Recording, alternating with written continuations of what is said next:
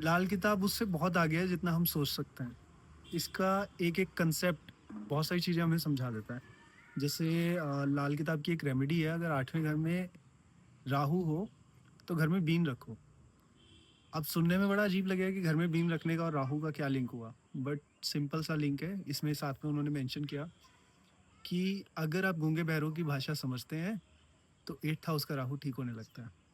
अब 8th house का राहु क्या करता है समझ लेते हैं। ये आपको पज़ल करता है माइंड से। इसलिए मैंने एक पहली वीडियो डाली है जिसके अंदर मैंने 8th हाउस राहु की बहुत सिंपल सी रेमेडी बताई है कि आप पज़ल सॉल्व करिए। इसको बहुत ज़्यादा टास्क चाहिए होते हैं, मेंटल टास्क। तो अब बीन रखने का इससे क्या मतलब हुआ? बीन रखने का मतलब हुआ कि ये कोई ऐसी चीज़ है बीन, जो 2nd हाउस से रिलेट होती है। लाल किताब ने इनडायरेक्टली आपको बोला है कि केतु की तरह से रेमेडी करिए, केतु की तरफ से रेमेडी करिए, राहु को कंट्रोल करने के लिए, ना कि राहु की तरफ से रेमेडी करिए।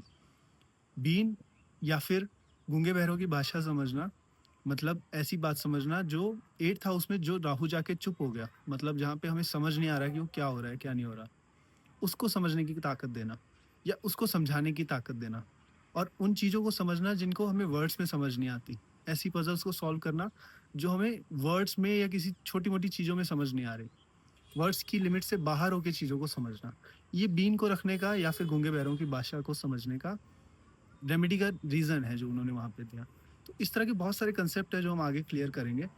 इसको फ़ॉलो कर लीजिए मेरे पेज को। अगर आप ऐसी चीज़ों को साइंटिफिक वे में या फिर साइंटिफिक गलत शब्द है, लॉजिकल वे में अगर आप समझना चाहते हैं, तो मुझे फ़ॉलो कर लीजिए।